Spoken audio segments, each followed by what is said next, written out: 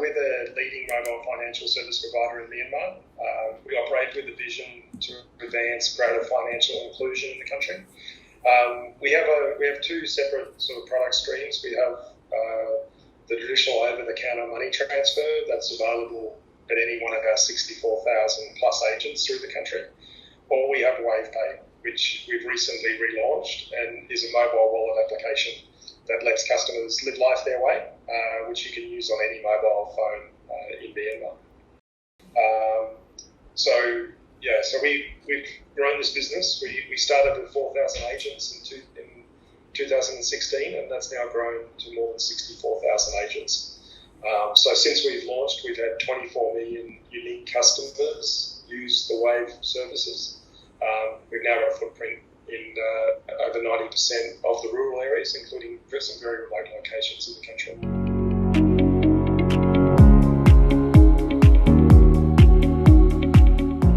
So I've had a background in financial services for nearly 20 years now, and I started working in developing markets and mobile financial services from 2007. I started as the founding managing director of Wing in Cambodia, which is a business very similar to Wave, and I also worked in different places, including Visa, where I was working on Visa's solutions for developing markets, and I also spent some time working at IFC and the World Bank, and similarly on developing markets and mobile solutions.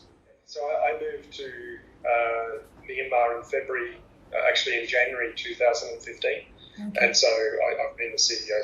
I'm the founding CEO of WavePay. So it's from the very start.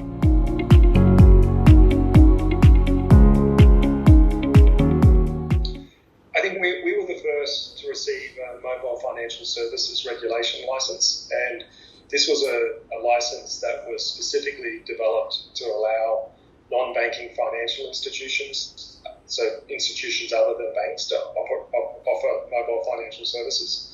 I think really what we've been able to do that's different is scale an agent network.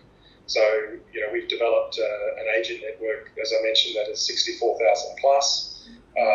In that network, we became EBITDA positive in August 2018, so just 2 years after the launch of the business.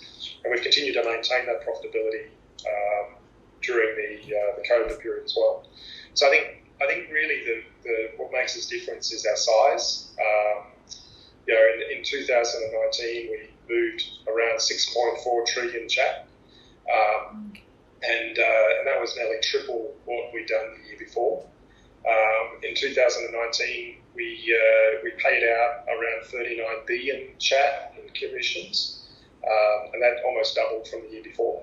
So I think what we've done is build a very big brand, a significant brand in the country, and have really made it easier for people to move money around the country. Before Wave Money, it was very difficult to move money as easily as it is now. So that's been the main differentiator.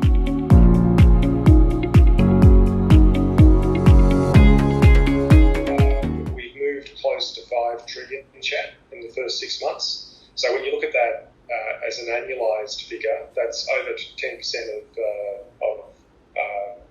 by the end of this year, it will be over 10% of Myanmar GDP. So, because that's just the first 6 months, and we're still seeing growth in the amount of money we're moving. That first 6 months was actually a 93% increase from the same period last year in 2019. This year, we've seen total disbursements for government, humanitarian and NGO sectors has grown more than 800% on the first 6 months of last year. We've dispersed over 7.4 billion chat to government and non-government organisation people. And in the first 6 months of this year, we've paid out nearly 40 billion chat in commissions to agents. So I think, these are all, when you think about that 40 billion chat, that's commission money that's going directly back into the pockets of small business in Myanmar. So I don't have a number on market share, but certainly our transaction volume is very significant and is growing significantly this year over last year.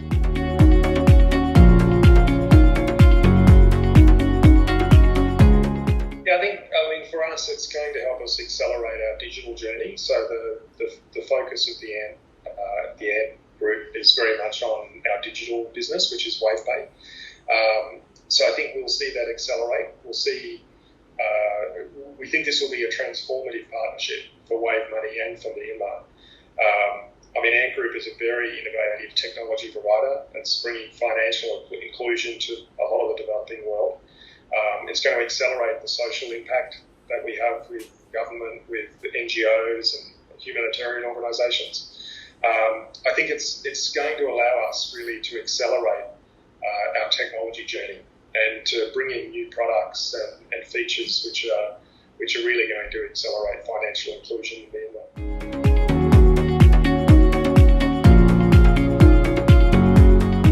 So what we've seen in the COVID-19 period, so we've definitely seen digital payments skyrocketing.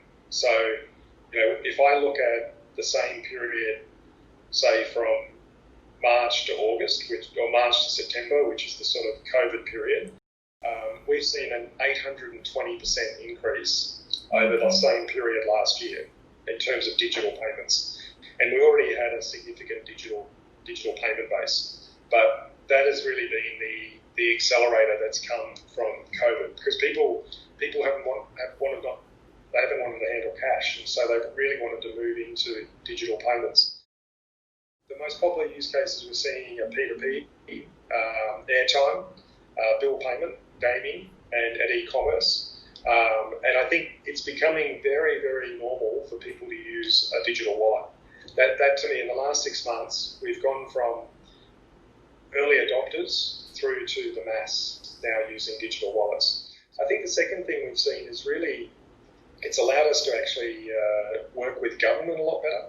So we were working with the Myanmar Economic Bank on doing pensions for Myanmar pensioners, but since then we've rolled out a number of different projects with government, including this week. We will finish off disbursements to 70,000 pregnant women in 9 different regions in conjunction with the Ministry of Social Welfare. But this year we've been able to actually accelerate those projects really quickly. So I think overall for WavePay, the COVID-19 period has actually been a period of really high growth and really much improved relationships with government.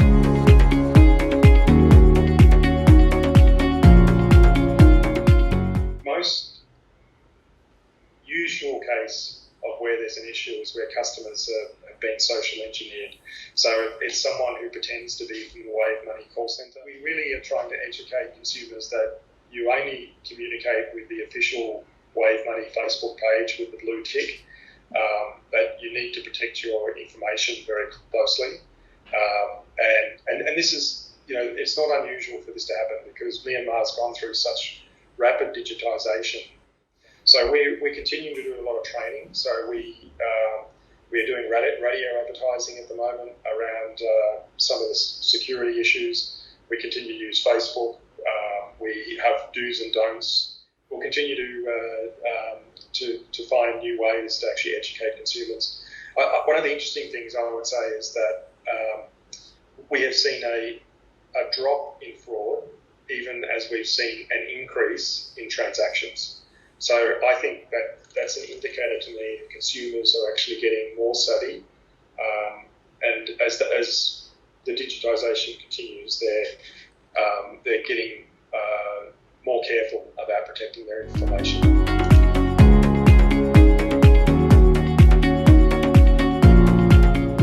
I think it's important that the regulation continues to be on what we call a proportional risk approach. There really needs to be financial inclusion for all, and currently in Myanmar it's estimated that 30% of people in the country don't have an NRC. So I think really not a specific policy, but I would say we have to find solutions jointly with government to be able to include these people in the financial system, because we can't just exclude 30% of the country, right? So this is one of the bigger challenges in the country is how do we include the 30% of people that don't have an NRC into the financial system? So, and I think the government is looking at things like this with the introduction of a new NRC system and so on. But I think the sooner we can get a strong identity system out there, then it's a big step towards financial inclusion for all.